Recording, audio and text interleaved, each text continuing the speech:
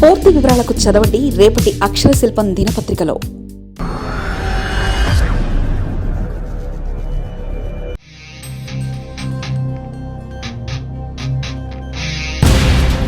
GVMC రెవెన్యూలో ముడుపుల వేట, కాసులిస్తేనే ఇంటి పని, ముడుపులకే అధిక ప్రాధాన్యత, ఫ్లాట్కు 5,000 నుంచి 8,000 డిమాండ్.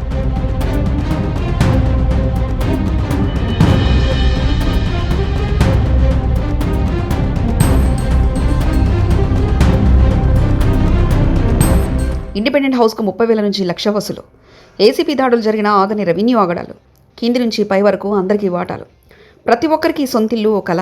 జీవితకాలం సంపాదనతో విశాఖలో ఇంటిని కట్టుకోవడం కంటే దానికి పన్ను వేయించుకోవడమే పెద్ద పరీక్షగా మారింది. అవినీతికి కేరాఫ్గా మారిన జీవీఎంసీలో రెవెన్యూ విభాగం వసూళ్లాడ్డాగా రూపాంతరం చెందింది. ప్రభుత్వానికి కట్టే పన్ను కంటే అధికారులకు ఇచ్చుకోవాల్సిన ముడుపుల వాటానే ఎక్కువగా ఉందన్న ఆరోపణలు వినిపిస్తున్నాయి. వార్డు అడ్మిన్ దగ్గర నుంచి ఉన్నతాధికారుల వరకు అక్రమ వసూళ్ల పర్వం కొనసాగుతుందన్న వార్తలు గుప్పుమంటున్నాయి. పన్ను నిర్ధారణలో నిబంధనల కన్నా ముడుపుల రేటుకే ప్రాధాన్యత ఇస్తున్నారన్న టాక్ ఉంది. Greater Visakhapatnam municipal corporation GVMC పేరుకు స్మార్ట్ సిటీని కానీ ఇక్కడ పన్నుల విధింపులో జరుగుతున్న తతంగం మాత్రం అత్యంత దారుణంగా ఉందన్న అపవాదుంది. సామాన్యుడు తన రక్తాన్ని దారబోసి కట్టుకున్న ఇంటికి మున్సిపల్ రికార్డులో గుర్తింపు రావాలంటే అధికారుల జేబులో నింపాల్సిందే. కింది స్థాయి నుంచి పై వరకు ఒక పద్ధతి ప్రకారం సాగుతున్న ఈ అక్రమ వసూల దందా ఇప్పుడు నగరంలో హాట్ టాపిక్గా మారింది. రెవెన్యూ విభాగంలో నిబంధనలు గాలికి ఎగురుతున్నా కేవలం కాసుల గలగలలు మాత్రమే వినిపిస్తున్నాయి. కొత్తగా నిర్మించిన అపార్ట్మెంట్లు లేదా ఇళ్లకు పన్ను నిర్ధారణ చేయాలంటే రెవెన్యూ సిబ్బంది ఒక అనధికార రేట్ ఛార్జ్ వసూలు అమలు చేస్తున్నారు. దీంతో నగరంలో ఎక్కడైనా కొత్త భవనాన్ని నిర్మించినా లేదా పాత ఇంటికి అదనపు అంతస్తు వేసినా పన్ను వేయించుకోవడం ఒక ప్రహసనంగా మారింది. నిబంధనల ప్రకారం దరఖాస్తు చేసుకున్నప్పటికీ రెవెన్యూ సిబ్బంది ఏదో ఒక వంకతో దరఖాస్తుదారులను వేధిస్తున్నారు. సాధారణంగా ఒక ఫ్లాటుకు పన్ను వేయడానికి 5,000 నుంచి 8,000 వరకు మామూలు డిమాండ్ చేస్తున్నారు. అదే ఇండిపెండెంట్ ఇల్లు అయితే ఆ విస్తీర్ణం ఫ్లోర్లను బట్టి 30,000 నుంచి ఏకంగా 1,00,000 వరకు వసూలు చేస్తున్నారన్న ఆరోపణలున్నాయి. ఒకవేళ ఎవరైనా డబ్బు ఇవ్వడానికి నిరాకరిస్తే డీవియేషన్ల పేరుతో భారీ పెనాల్టీ వేస్తామని భయపెట్టడం ఈ విభాగంలో పరిపాటిగా మారిందన్న టాక్ ఉంది. ఇటీవల జోన్ 4 పరిధిలో వెలుగులోకి వచ్చిన ఒక ఘటన రెవెన్యూ విభాగం అక్రమాలకు అద్దం పడుతుంది. ఒక బిల్డర్ అనుమతి లేని అదనపు అంతస్తు నిర్మించి 10 ఫ్లాట్లకు పన్ను వేయమని కోరగా అక్కడి రెవెన్యూ బృందం దాని ఒక అవకాశంగా మలుచుకుంది.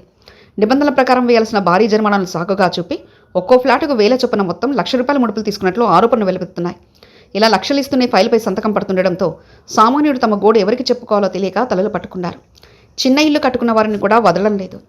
రెవెన్యూ విభాగంలో పనిచేసే సిబ్బందితో చాలామంది ఏళ్ల తరబడి ఒకే చోట పాతుకుపోయారు. ఇటీవల జరిగిన 47 మంది రెవెన్యూ ఇన్స్పెక్టర్ల పోస్టింగ్లలో భారీగా రాజకీయ జోక్యం ఉన్నట్లు విమర్శలు వస్తున్నాయి. కీలకమైన ఆదాయం ఎక్కువగా ఉండే వార్డుల్లో పోస్టింగ్ల కోసం లక్షలు ఖర్చు చేసినట్లు జీవీఎంసీలో చర్చ జరుగుతుంది. అధికార పార్టీ నేతల సిఫార్సుతో వచ్చిన వారు ఇప్పుడు ఆ పెట్టుబడిని వడ్డీతో సహా వసూలు చేసే పనిలో పడినట్లు తెలుస్తుంది. దీపం ఉన్నప్పుడే ఇల్లు చక్కబెట్టుకోవాలనే సామెతను వీరు తూచా తప్పకుండా పాటిస్తూ వార్డులపై పడి దండిగా దండుకున్నారు. అవినీతి నిరోధక శాఖ ఎన్నిసార్లు దాడులు చేసినా, ఎంతమంది జైలుకెళ్లినా ఈ విభాగంలో మార్పు రావడం లేదు. భీమిలి జోన్లో ఒక రెవెన్యూ అధికారి లంచం తీసుకుంటూ రెడ్ హ్యాండెడ్గా పట్టుబడిన ఘటన మరొకముందే మరికొన్ని జోన్లలో అదే దందా యథేచ్ఛగా సాగుతుంది. అధికారులకు భయం లేకపోవడానికి ప్రధాన కారణం పై స్థాయి నుంచి కింది స్థాయి వరకు వాటాలు అందడమేనని బాధితులు ఆరోపిస్తున్నారు. వార్డు అడ్మిన్లు, ఆర్ఐలు, ఆర్ఓలు ఇలా పై స్థాయి మధ్య ఒక అవగాహన కుదిరిందని, అందుకే ఫిర్యాదులు చేసినా ఫలితం ఉండడం లేదని విమర్శలు వస్తున్నాయి. భవన నిర్మాణానికి సంబంధించిన అన్ని అనుమతులు, ఆక్యుపెన్సీ పత్రాలు ఉన్నప్పటికీ రెవెన్యూ అధికారులు కొత్త పల్లి అందుకున్నారు. ప్లాన్ విస్తీర్ణం కంటే కొంచెం తేడా ఉన్నా భారీ పెనాల్టీలు వేస్తామని బెదిరిస్తున్నారు. బీపీఎస్ అనుమతులున్నా ఇళ్లకు కూడా పన్ను వేయడంలో జాప్యం చేస్తూ యజమానులను కార్యాలయాల చుట్టూ తిప్పుకుంటున్నారు. ఈ మానసిక వేధింపులు భరించలేక చాలామంది వారు అడిగినంత ఇచ్చి పన్ను వేయించుకుంటున్నారు. దీనివల్ల కార్పొరేషన్ ఖజానాకు రావాల్సిన ఆదాయం అధికారుల సొంత జేబుల్లో మల్లుతుంది. జీవీఎంసీ కమిషనర్, ఇతర ఉన్నతాధికారులు రెవెన్యూ విభాగంపై పర్యవేక్షణ పెంచాల్సిన అవసరం ఉందన్న అభిప్రాయాలు వ్యక్తమవుతున్నాయి. క్షేత్రస్థాయి పరిశీలన పేరుతో వార్డు అడ్మిన్లు, ఆర్ఐలు చేస్తున్న శైల విహారం వల్ల సామాన్యుడికి శాపంగా మారింది. ఆర్ఆర్ఎస్ వసూలపై దృష్టి సారించిన అధికారులు కేవలం కొత్త పనుల ద్వారా వచ్చే అక్రమ సంపాదనపై మక్కువ చూపడం వ్యవస్థ వైఫల్యానికి నిదర్శనం. మరిన్ని కథనాల కోసం సబ్స్క్రైబ్ చేసుకోండి మీ అక్షర శిల్పం. పూర్తి వివరాలకు చదవండి రేపటి అక్షర శిల్పం దినపత్రికలో.